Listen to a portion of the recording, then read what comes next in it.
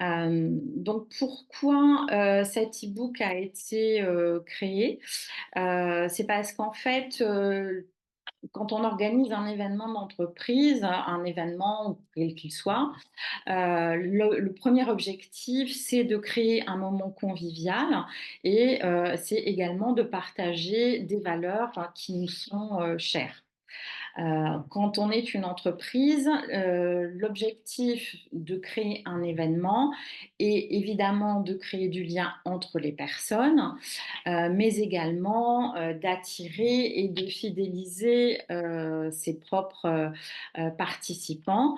Donc c'est vraiment une thématique forte pour l'entreprise. Donc, si en plus l'entreprise, non seulement va créer du lien entre les participants, Heu, elle va aussi vouloir, partager ses valeurs et notamment les valeurs qui tournent autour de la qualité de vie, au travail et de son engagement envers, la RSE. Donc les 2 parties, aussi bien, l'agence qui va, gérer l'événement d'entreprise et l'entreprise, ont un objectif commun qui va être, d'avoir, un rôle dans la transition vers des pratiques plus responsables et de mettre, ces valeurs-là, en avant. Donc, ce que j'ai remarqué souvent, dans les entreprises qui organisent des événements, c'est qu'il y a plusieurs, typologies. Il y a des événements qui sont complètement organisés in situ, c'est-à-dire qu'en fait, c'est, l'entreprise qui va gérer ça sur le lieu du travail. Donc c'est, notamment pour les pauses, le midi. Ça peut être aussi, lors des événements qui sont organisés, faire découvrir, l'entreprise, aux conjoints, à la famille, des salariés. Ça peut être des journées collaborateurs, qui sont offertes dans le cadre du bien-être. Une deuxième typologie, ça va être des événements qui sont faits en externe. Notamment, c'est le cas des team building qui sont souvent faits, à l'extérieur, dans des hôtels ou dans des lieux, privilégiés pour les séminaires. Et l'objectif, va être aussi, hein, de renforcer la cohésion d'équipe, bien entendu. Ça peut être aussi pour l'accueil des nouveaux collaborateurs. Donc là, sur les événements externes, ça fait appel non seulement aux ressources propres de l'entreprise, mais ça fait appel aussi à des prestataires, extérieurs. Et la troisième typologie, d'événements, ça peut être des événements promotionnels dans le cadre de lancement de nouveaux produits. Donc là, c'est souvent des marques qui font appel à ce genre d'événements. Et là, c'est, de faire partager ce service-là, au grand public. Donc pour toutes ces typologies d'événements, on va devoir faire appel à plusieurs acteurs, donc les ressources internes dans l'entreprise, des lieux d'accueil et des prestataires, liés à l'événementiel, donc que ce soit de l'animation, que ce soit de la restauration et cetera. Tout ça, ça fait appel, à plusieurs compétences et il faut coordonner ça dans l'objectif de rendre, votre événement le plus responsable possible. Donc c'est pour ça qu'on a souhaité, faire cet e-book, pour vous guider, dans tous ces cas-là, pour choisir, vos partenaires ou pour vous-même, créer, vous donner des pistes pour rendre votre, événement plus durable. Donc, c'est Enola qui l'a rédigé. Lui demander de présenter la suite. Donc, bonjour à tous.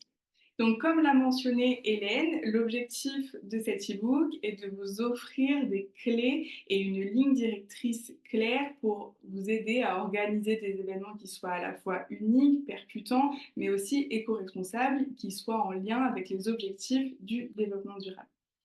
Donc, l'e-book, il va vous permettre d'organiser les événements de A à Z, du choix du lieu à l'analyse de l'impact environnemental et social de votre événement a posteriori de celui-ci. Donc, l'e-book vise à être un guide pour vous aider pas à pas à intégrer l'ensemble des objectifs du développement durable dans l'organisation de vos événements. Mais avant de plonger dans l'organisation concrète de l'événement, il était essentiel pour nous de fonder de vous poser un petit peu les bases théoriques et conceptuelles de la RSE, du développement durable. Donc il s'agit de comprendre les concepts clés qui sont donc liés à cette notion essentielle qu'est le développement durable et la RSE, comprendre les liens qu'il y a entre ces deux notions, ce qui nous paraît indispensable pour éclairer et donner une raison aux choix qui sont pris par la suite. Donc, dans une première partie, nous avons pris le soin de rassembler ces notions essentielles, comprendre les distinctions entre les différents points, quels sont les enjeux spécifiques à la filière événementielle. Mais ce n'est pas tout, nous vous proposons également un petit voyage dans le temps pour explorer la relation entre le secteur de l'événementiel et la RSE, comment il a évolué au fur et à mesure des années. D'ailleurs, est-ce que vous saviez que l'intégration des enjeux de la durabilité dans l'événementiel est un sujet relativement récent? Donc, il s'agit d'une partie qui va mettre en valeur ces anecdotes, des chiffres marquants et des exemples inspirants pour comprendre comment et pourquoi agir aujourd'hui.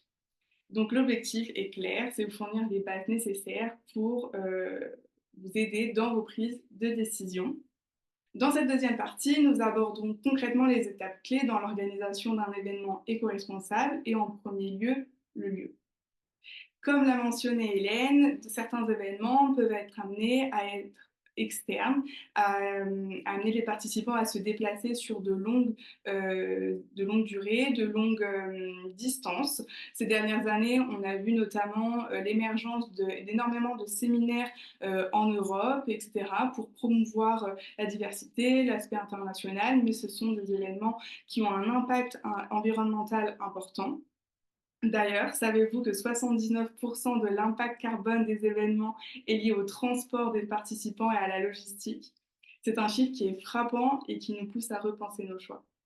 Donc, dans cet e-book, nous vous guidons pour réduire cet impact en vous proposant des solutions pratiques et efficaces. Vous aurez des petits points de définition pour vous aider à choisir les labels des lieux que vous pouvez trouver sur le marché. Vous aurez également des exemples concrets et des outils pour évaluer les différentes options disponibles et pour que le lieu soit adapté à l'ensemble de vos participants. Vous trouverez par ailleurs dans cette partie un volet dédié à l'inclusivité. Concernant la suite de notre e-book, il s'agit de parler restauration, qui est un enjeu de taille. En France, 30 000 tonnes de nourriture sont gaspillées chaque année dans le secteur de l'événementiel, ce qui représente près de 60 millions de repas jetés. Donc il s'agit d'une section également essentielle et un pilier de l'événementiel. Dans cette section, nous vous partageons des astuces pour rendre vos choix de restauration plus responsables. À ce titre, vous trouverez de l'infographie tout au long de cet e-book qui vous permettra de vous rendre compte de l'impact des différents éléments qui sont mentionnés. Vous trouverez également des conseils dans la gestion des déchets, par exemple comment anticiper les surplus, comment collaborer avec une association, par exemple de maraude, pour redistribuer les surplus de nourriture issus des événements.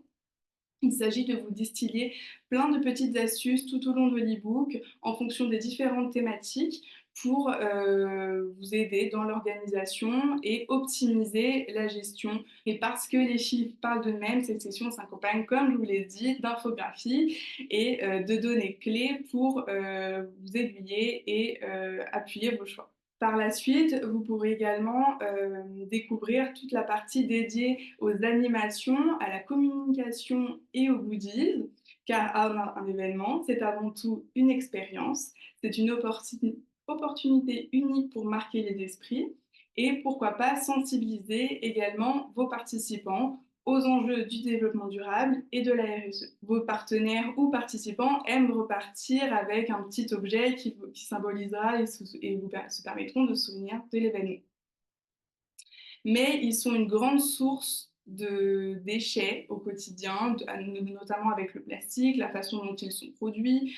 Donc, on a essayé également de penser cet aspect-là dans l'e-book pour vous aider à préparer des goodies et des petits objets plus responsables. Et enfin, toute la partie communication sera également développée dans cet e-book. Donc, il s'agit de penser également la façon dont vous allez communiquer sur votre événement, que ce soit en physique avec du print par exemple, mais également d'un point de vue digital.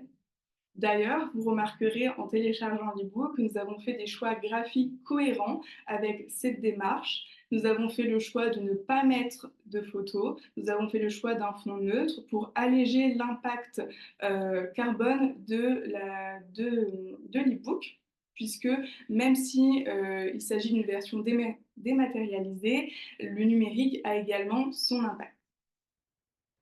Si toutefois vous avez l'obligation d'imprimer dans vos événements et pour de l'affichage par exemple, nous avons également des mentions dans l'e-book qui vous permettent de vous aiguiller pour adopter des supports plus responsables avec des recommandations d'imprimerie et de supports papier, par exemple du papier ensemencé, du papier recyclé, pour alléger l'impact environnemental du côté de la communication. Et parce qu'un événement ne se termine pas au départ des participants, il faut penser l'événement dans sa globalité.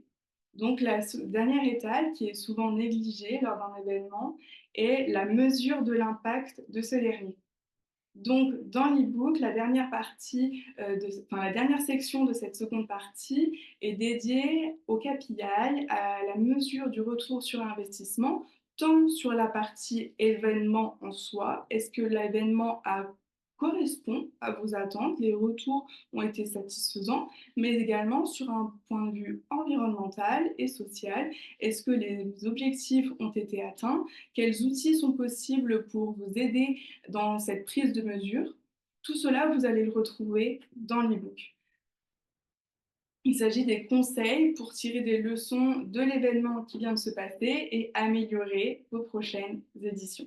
Merci Nola pour cet exposé sur les différentes parties qui sont contenues dans notre e-book.